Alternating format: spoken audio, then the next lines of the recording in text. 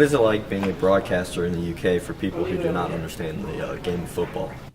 I tell you, going over to call or teach or broadcast NFL games over in the UK, my expectations were that they wouldn't know a whole lot about the game. I couldn't have been more wrong.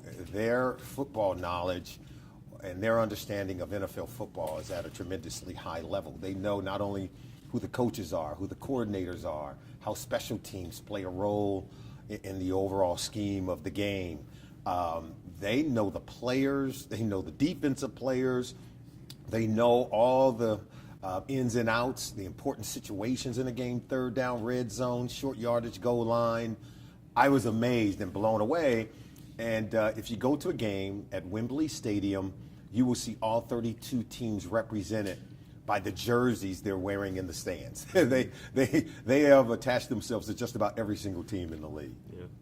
Cool. Next question. So, have you ever heard of anything like the Malcolm Butler situation where a star player just gets benched out of nowhere with no explanation in a game like the Super Bowl? No, never. Particularly if they're not hurt or they weren't hurt during the week. There was no question about their playing ability, about their work habits, or about their availability in terms of their health in the week leading up to the game. In fact, he started in the AFC Championship game, played well in the AFC Championship game against the Jacksonville Jaguars, played well throughout the postseason.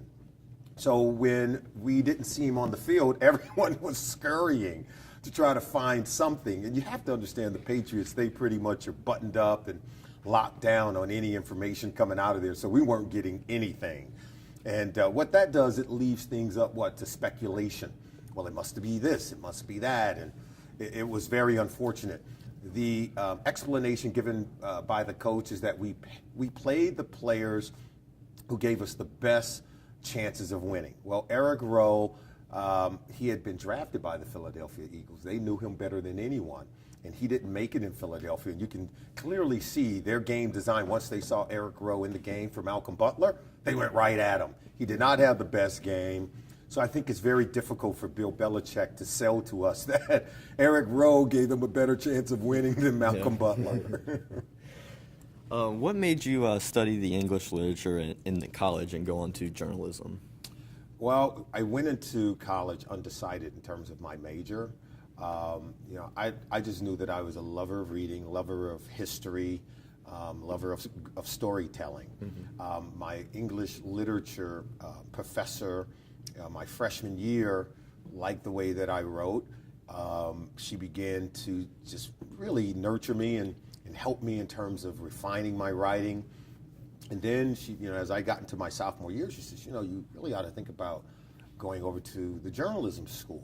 And I remember getting over there my junior year, and I remember my first reporting class. It was taught by the dean of our journalism school at the University of Colorado.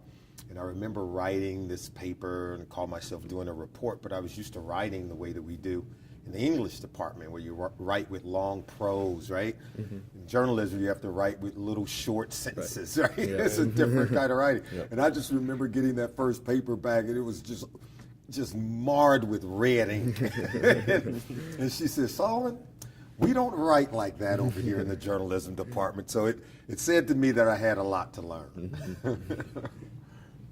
Cool. So who's been your best friend or best broadcast partner over the years? Ian Eagle. He's one of the most talented people in broadcasting. We worked together for 8 years calling games at CBS. He was the first broadcast partner that I was teamed with in the broadcast booth, and we were together for eight years. And he's just so easy. He's very knowledgeable, one. Two, he provides enough space for himself and whoever the partner is in the broadcast booth. Not only is he knowledgeable, he's just very funny and very witty. Mm-hmm. He's got quick wit and quick humor. And wherever you can go in the broadcast, as a football guy, when you start to talk X's and O's, sometimes that can lose your play-by-play broadcast partner because they don't know the game as well as someone who played it, but this guy does. And wherever you go, he can go. Now, he's going to take you into some places that may be a little bit more esoteric for football players. If he launches into literature, launches into geography, if he launches into pop culture, which he tends to be very good at, he learned that I could go there as well. And that's what made for really great chemistry between he and I. He was very well read.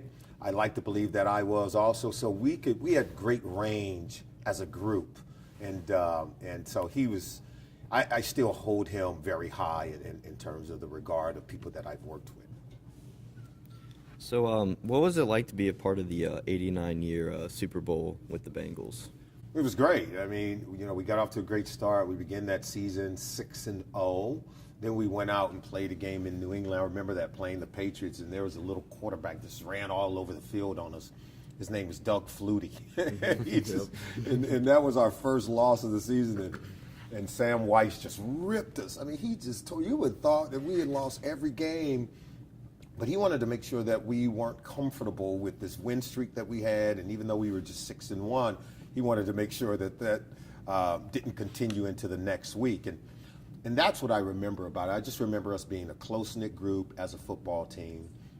We did a lot of things together. We shared a lot together, whether you were on offense, whether you're on defense. We just spent a lot of our time together, and that really does make for winning formula. When we got into games, things were very close. We didn't start pointing the fingers. We didn't start blaming one another. We stuck together during tough times, during adverse periods.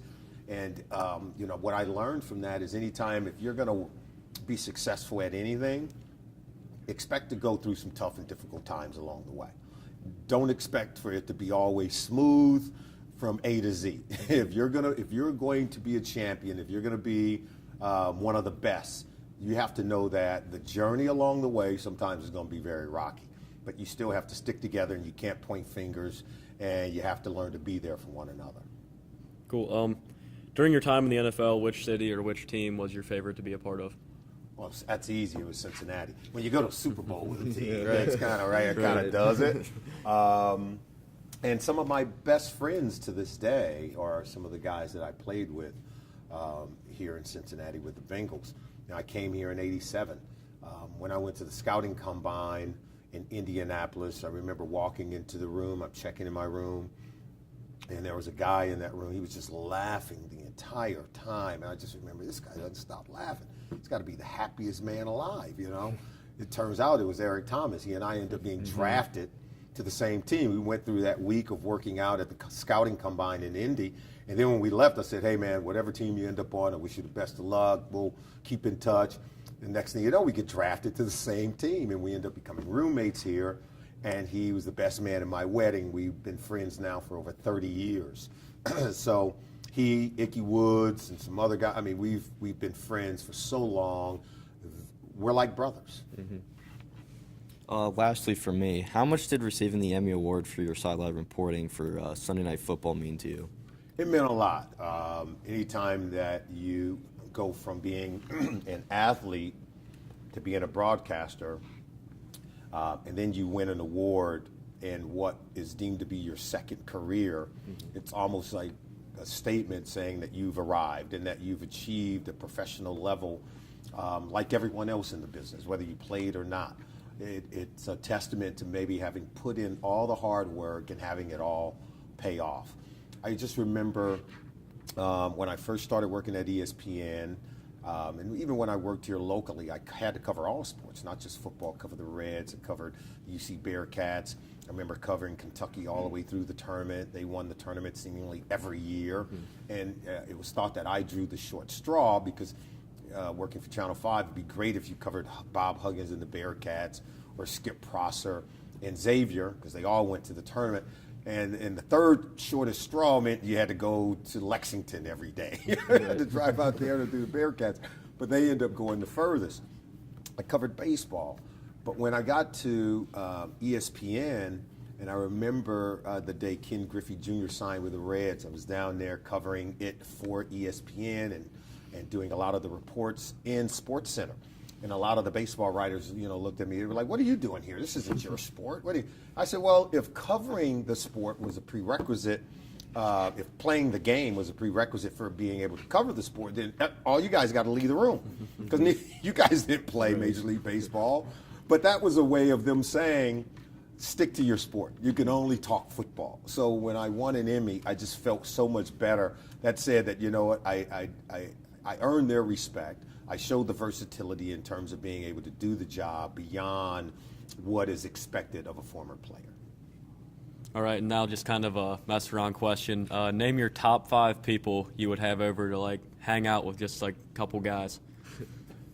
In history? Anybody, yeah, anybody. Your top That's 5. a different question. Your top 5. So, yeah, you my wanna hang out top with? 5 would be Vince Lombardi, William Shakespeare. It would be Roger Staubach, who's just one of my all-time favorites. Michael Jordan. And I would have to include my dad in there as the 5th. Right. Because if he heard me name all those other guys, and because I always tell him he's on my Mount Rushmore, you know. Right. And so now, see, you gave me top 5 because there's only 4 guys on Mount Rushmore, so I get to add one. So my dad would also have to be included in the bunch. Cool. Thank you. Okay. Thank you very much. All right.